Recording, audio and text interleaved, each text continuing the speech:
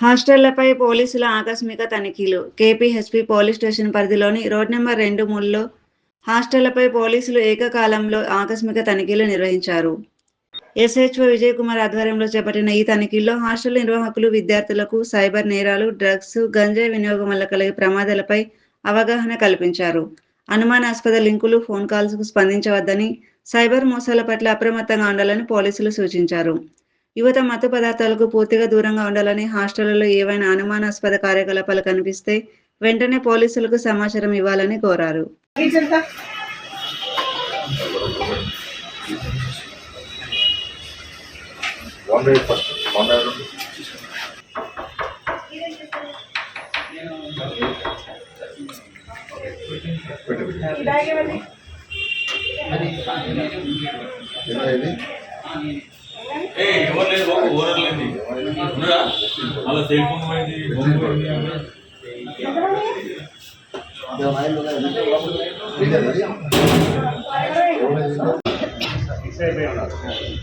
నా పేరు విజయ్ కుమార్.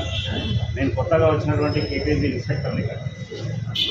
ఏడు పోలీస్ స్టేషన్లో ఇన్స్పెక్టర్గా నేను మొన్న లాస్ట్ మంత్ 17th రోజు ఛార్జ్ చేసుకున్నాను.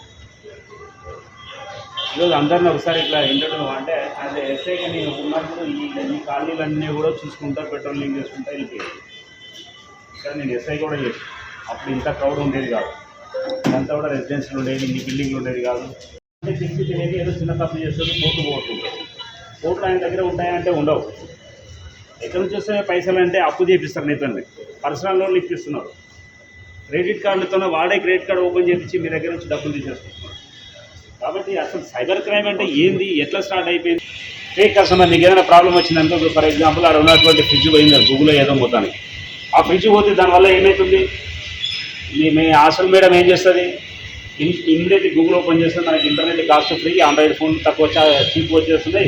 ఇమ్మీడియట్లీ గూగుల్లోకి వెళ్తుంది, ఆ కస్టమర్ కేర్ నెంబర్ ఏదో చెక్ చేస్తుంది, దానికి ఫోన్ చేస్తుంది. బ్యాంక్ నుంచి మేనేజర్ మాట్లాడుతున్నా, మీ ఓటీపీ చెప్పండి అని చెప్పి. ఆ తర్వాత ఏమైంది? ఆ ఓటీపీకి ఎలాగో మేము పోలీసు వాళ్ళని చెక్ పెట్టాలని చెప్పి బాగా అడ్వర్టైజ్మెంట్ చేయడము, బ్యాంక్ వాళ్ళు బాగా మోటివేట్ చేయడము. నీకు నువ్వు ఏటీఎం కార్డు తీసుకున్నప్పుడే బ్యాంక్ మేనేజర్ కూర్చోబెట్టి నీకు చెప్తారు, ఫిట్ ఇస్తారు. అప్పుడు దాంట్లో పాస్వర్డ్ ఉంటుంది ఈ ఏటీఎం కార్డు సంబంధించి. నువ్వు ఎవరికి కూడా ఓటీపీ చెప్పొద్దు, ఈ నెంబర్ ఎవరికి షేర్ చేయొద్దని చెప్పి కూర్చోబెట్టి చెప్పడం, అవేర్నెస్ తీసుకురావడం. అప్పుడు ఓటీపీ ఫ్రాడ్లు తగ్గినాయి బాగా. సైబర్ క్రైమ్ అఫెండర్ అంటే వాడు ఒక రూపం నుంచి ఇంకొక రూపం డెఫినెట్గా వాడు చూజ్ చేయాలి. ఎందుకంటే వాడికి డబ్బులు కావాలి కదా. నేను పోలీసుని అయ్యా, నీ మీద ఇట్లా ఈ విధంగా కేసు ఉంది, నీ అకౌంట్ చెక్ చేయాలి, నీ అకౌంట్కి రాంగ్ ఫండ్ వచ్చినాయి అనేది తీసుకురావాలి. ఇది అన్నీ పక్క పెట్టి సార్ మా దగ్గర డబ్బులు లేవు, ఆ సైబర్ క్రైమ్ మమ్మల్ని ఏం చేస్తారని చెప్పి మీరు అనుకుంటున్నారు. మనకు రాత్రిలో పూట నిద్ర పట్టదు కాదు, ధనలక్ష్మి సెంటర్లో పోయి లొల్లు పెట్టుకోవాలి. ఆ నిద్ర పట్టినప్పుడు ఏం చేస్తుంటాం, మొబైల్ ఫోన్లో చేస్తుంటాం. అనుకోకుండా ఒక అన్నోన్ వీడియో కాల్ వస్తుంది, ఎవరో తెలియదు. వీడియో కాల్ వచ్చినామని అది ఓపెన్ చేసి చూస్తే అవతల ఎవరు అబ్యూజ్గా ఉన్నటువంటి ఫొటోస్ ఉండడమో, వీడియోస్ ఉండడమో చూస్తాం మనం. నీ స్క్రీన్ నీది రికార్డ్ అవుతుంది, అవతల స్క్రీన్ అవతల రికార్డ్ అయిపోతుంది. ఈ రెండింటిని మాట్లాడి నాలుగు పోలీస్ ఇన్ఫర్మేషన్ కూడా ఒక వీడియో కాల్ చేస్తాడు. నువ్వు ఈ అమ్మాయిని టీచ్ చేసినావు, ఆ అమ్మాయి సూసైడ్ చేసుకుంది, హాస్పిటల్ ఉంది, నువ్వు అర్జెంట్గా డబ్బులు ఇస్తావా లేదా?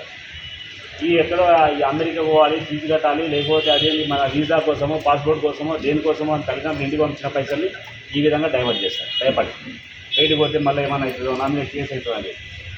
ఆ ఉన్న డబ్బులు వాడు డిపాజిట్ చేసుకుంటాడు, కథం అవుతుంది. మళ్ళీ ఇంకా టార్చర్ చేయడం మొదలు పెడుతుంటాడు.